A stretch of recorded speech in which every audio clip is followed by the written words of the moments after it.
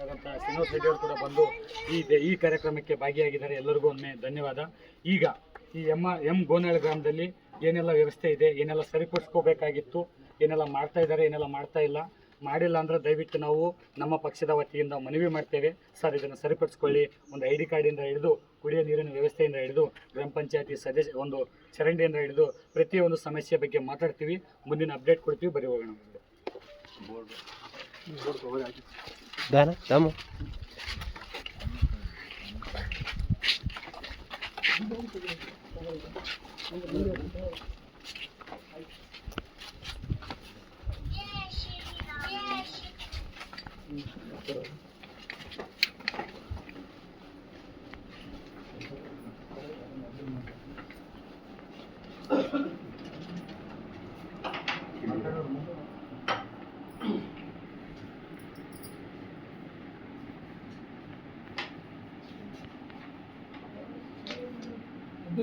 ಬನ್ನಿ, ಒಳಗೆ ಬರ್ರಿ ಸರ್.